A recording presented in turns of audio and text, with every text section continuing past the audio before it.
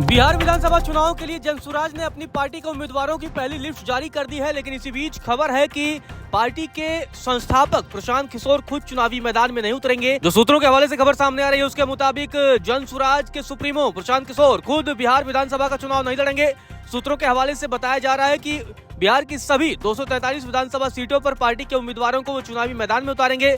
इसके अलावा प्रशांत किशोर सिर्फ फैसला लेने और रणनीतिकार की भूमिका में ही न रहेंगे। तो ये एक बड़ी खबर सामने आ रही है, बिहार से सामने आ रही है, जहां प्रशांत किशोर एक बड़ा संदेश देने की कोशिश कर रहे हैं और लोगों को ये संदेश देंगे कि वो अपनी पार्टी के उम्मीदवारों को ही चुनावी मैदान में उतारेंगे और खुद से चुनावी मैदान में नहीं लड़ेंगे। इसके जरिए एक बड़ा संदेश देने की कोशिश करेंगे। आपको बता दें कि कुछ समय पहले प्रशांत किशोर ने खुद लड़ने के मसले पर पत्रकारों के सवालों का जवाब देते हुए कहा कि अगर पार्टी कहेगी तो वो लड़ेंगे।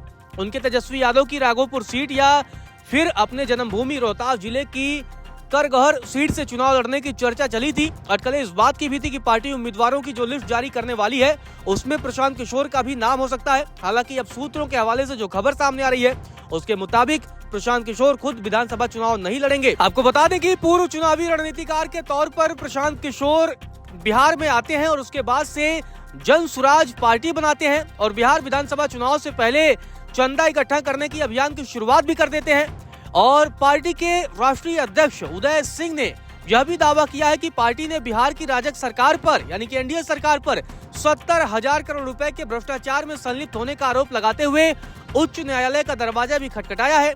तो ये बड़ी खबर सामने आ रही है, जहां प्रशांत किशोर लगातार ताकत झोंकते हुए नजर आ रहे हैं, लेकिन अब खुद चुनावी मैदान में नहीं उतरेंगे।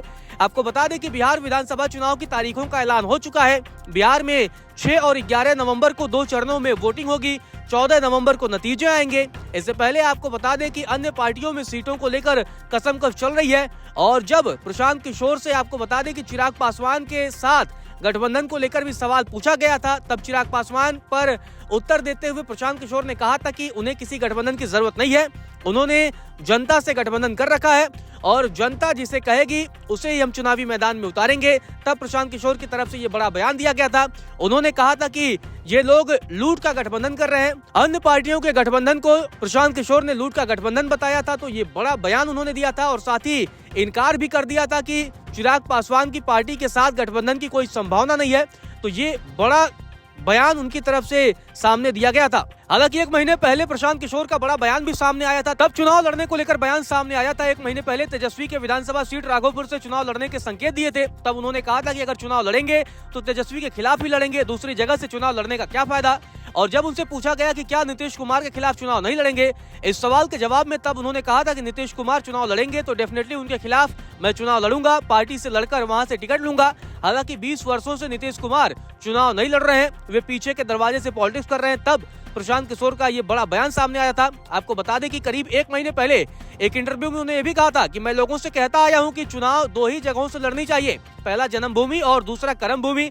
जिसके बाद से ये अनुमान लगाया गया था कि जन्मभूमि के हिसाब से उन्हें सासाराम के करगहर विधानसभा से चुनाव लड़ना चाहिए, कर्मभूमि के हिसाब से राघोपुर से लड़ना चाहिए, बाकी जगह से चुनाव लड़ने का कोई मतलब नहीं है। ये बात तब उन्होंने कही थी, लेकिन अब जो खबर सामने आ रही है उसके मुताबिक उनके चुनाव लड़ने की संभावना बिल्कुल नहीं है।